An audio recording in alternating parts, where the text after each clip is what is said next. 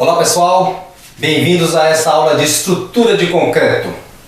Hoje nós vamos começar o dimensionamento das lajes e vamos falar sobre lajes maciça, que é o objetivo do nosso curso, ok? Então vamos lá. A primeira coisa é definir quais são as dimensões consideradas da laje para o dimensionamento. Qual a dimensão que eu vou considerar da minha laje, né, para mim fazer o dimensionamento dela? Bom, a NBR 6118 diz que nós temos que considerar as dimensões da laje de um eixo de uma viga até o eixo da outra viga, ou seja, então, de eixo até o outro eixo, do meio de uma viga até o meio de uma outra viga. Isso nas duas direções. Caso a laje esteja livre de um lado, né, não tenha viga de apoio, então você considera até a extremidade naquele ponto. Mas se estiver apoiando em vigas, vai até então no eixo dessa viga, ok? Então, daqui do meio dessa viga até o meio dessa é uma dimensão, e do meio dessa viga até o meio dessa é a outra dimensão.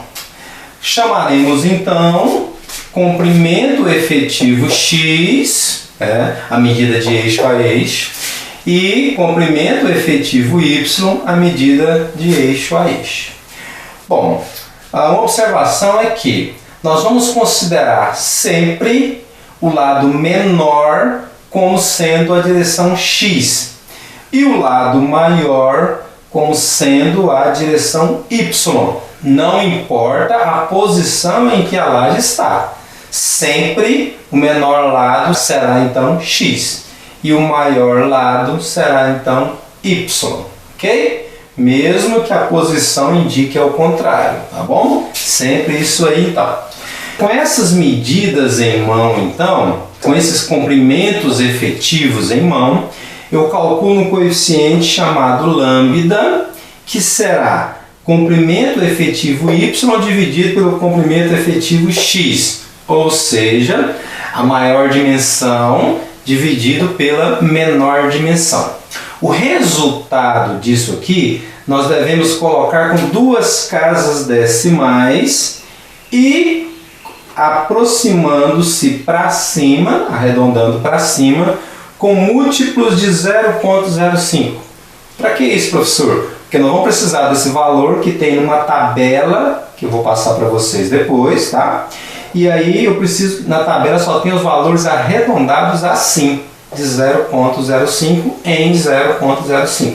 Por isso nós vamos arredondar isso para cima com múltiplos de 0,05, ou seja, duas casas decimais depois da vírgula.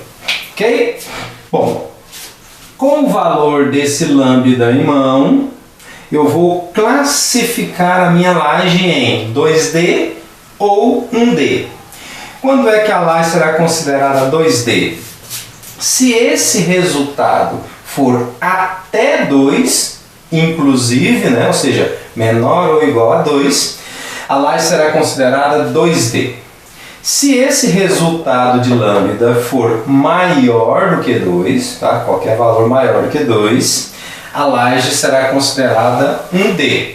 Então a laje 2D ela tem um formato aproximadamente de um quadrado, aí, né? Mais próximo de um quadrado.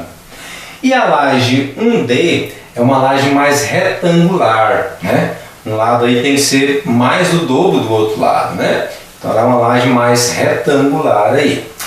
Mas o que significa a laje 2D e o que significa a laje 1D? A laje 1D ela é armada em uma única direção. Ó, a laje 1D, vou colocar um desenho aqui, tá? Ela tem mais ou menos um formato assim, né? Formato retangular, né? A laje 1D, ela é armada em uma única direção, ou seja, as armaduras vão estar dispostas nessa direção aqui, ó, na direção paralela a x. Então as armaduras vão estar sempre nessa direção aqui. Professor, então na outra direção não coloca armadura? Tem que colocar. Por quê? Porque eu tenho que amarrar essas armaduras, né? Então eu coloco aqui, ó, armaduras de distribuição. Armaduras de distribuição. Então eu vou ter armaduras de distribuição na direção de Y, né? E eu vou ter na direção de X a armadura principal, que vai combater os esforços. Armadura principal, que vão combater os esforços aí. E essas armaduras de distribuição não vão combater esses esforços aqui. Ela combate pequenas fissuras, né, deformações e tal, ajuda a combater, né? Mas a função de combater os esforços é a armadura principal. Essa é a laje 1D, ok? Professor, e a laje 2D? A laje 2D ela tem um formato mais quadrado, né, mais próximo de um quadrado, e ela é armada nas duas direções, por isso ela é 2D, duas direções. Então ela tem a armadura principal em X, armadura principal aqui, ó, e a armadura principal também em Y, ou seja, ela só tem armaduras principais. Deixa eu desenhar direitinho aqui, né? Só tem armadura principal, ou seja, ela vai combater os esforços nas duas direções, ela vai sofrer esforços aí nas duas direções, por isso eu preciso combater nas duas direções. Então não tem armadura de distribuição, tá? Então é importante você classificar a laje em 2D e a laje em 1D para você saber se vai ter armadura principal e distribuição ou se é só armadura principal. Ok? Beleza até aí? Então vamos em frente, né? Bom, quanto aos vínculos, as lajes podem ser simplesmente apoiada ou podem ser engastadas. Quando elas forem engastadas, esse engaste pode acontecer em vigas, eu posso engastar a laje em vigas, ou eu posso engastar em outra laje. Ou eu engasto essa laje não em uma viga, ou engasto ela em outra laje. Se ela for simplesmente apoiada, a gente vai ter apenas armaduras positivas, armaduras que vão combater momentos positivos. E armaduras positivas ela é colocada na parte inferior da laje. Então aqui está a laje, uma viga aqui, uma viga aqui. Eu vou ter a armadura na parte inferior da laje, tá? Que vai do eixo de uma viga até o eixo da outra viga, tá? Essa é a armadura combatendo momentos positivos, porque só vai ter momento positivo, né? É como se fosse uma situação assim, ó. Você tem um apoio aqui, outro apoio aqui e ela está só apoiada. Nesse caso, né, o diagrama vai ser mais ou menos assim, né? Só momentos positivos, ok? Bom, mas ela pode ser engastada. Eu posso engastar então nas vigas adjacentes. Nesse caso agora, como está engastada, vai aparecer momentos negativos, né? Quando eu tenho uma viga engastada, eu vou ter uma situação assim, ó. Engaste aqui, engaste aqui. E aí vai ter momentos negativos aqui, positivos aqui e negativos aqui, né? Desenho mais ou menos aí. Então eu vou ter momentos positivos e momentos negativos. A armadura para combater o momento positivo vai estar na parte inferior, da mesma forma que é aqui. E as negativas, que vai aparecer próximo aos apoios, né? Próximo ao engaste aqui. Então vai combater aqui, ó. Ela vai ter que fazer um laço dentro da viga. Então essa armadura vem dentro da viga, desce aqui, vem aqui, sobe aqui fazendo um laço. Da mesma forma do outro lado. Combate o momento negativo aqui, ela desce e faz a ancoragem dentro da viga. Se for engastada uma laje em outra, a armadura para combater momentos positivos na parte inferior e na parte superior agora vai ligar as duas lajes, né? Vai fazer uma ligação das duas lajes com a armadura negativa. A ancoragem dessa armadura vai ser uma dobrinha aqui e uma dobrinha aqui, né? É como se fosse um grampo aqui, ó, grampeando uma laje na outra, ok? Então ela ancora com aquela dobrinha lá. Então podem gastar em vigas e podem gastar em outras lajes. Observação é que nesse segundo caso, né, ou seja, engastado, eu não poderei engastar o lado menor da laje 1D. Então o lado LX, que é o menor lado da laje, né? Se for um D, eu não posso engastar segundo a norma NBR 6118, ok? Outra observação é que eu também não posso engastar as duas lajes adjacentes, né, que é esse caso aqui, quando um lado, ou seja, o lado de uma laje, for menor do que 2/3 do outro lado, ou seja, da outra laje adjacente. Então tem duas lajes, se o lado de uma for menor que 2/3 do lado da outra, eu não poderei engastar. Que situação vai acontecer isso aí, professor? Vamos supor que eu tenho uma laje aqui, uma outra laje aqui assim, né? O lado que vai ser engastado da menor laje é esse aqui. O lado que vai ser engastado da maior laje é esse aqui. Se esse lado for menor que 2/3 dessa aqui, eu não poderei engastar essa laje então uma na outra, ok? Isso é o que diz a NBR 6118. Porém, se você for usar programas de computador, né, software para cálculo estrutural, eles permitem que você faça o engastamento do jeito que você quiser, até se for o menor lado de uma laje 1D, eles permitem. Então cabe a você identificar o que a norma não permite, né, para fazer esse lançamento lá nos programas, tá? Ok? Então esses aqui são os engastamentos que eu posso fazer para a minha laje. Esse engastamento é critério de projeto, ou seja, cada projetista vai verificar o que é melhor, se deve engastar ou se deve apoiar, tá? Não é uma regra isso não, isso é um critério de projeto. Tranquilo? Em todo dimensionamento estrutural, é necessário ter medidas iniciais para começar os cálculos dessa estrutura. No caso da laje, a medida inicial que nós temos que ter é a altura dessa laje, ou seja, a espessura que essa laje tem que ter, né? Para isso, nós vamos ter que fazer um pré-dimensionamento para ter uma altura inicial estimada. Então nós vamos chamar isso aí de H estimado, a altura estimada. Isso é para ter um começo dos trabalhos, um começo dos cálculos. Isso pode mudar durante o nosso cálculo, tá? É só para ter uma medida inicial, que pode ser alterada durante o dimensionamento. Então, para calcular essa altura estimada, uma formulazinha que eu adoto sempre aí, lembrando uma coisa, nenhuma norma traz medidas de pré-dimensionamento, tá? A NBR não trata de pré-dimensionamento. Isso aqui são medidas empíricas, né?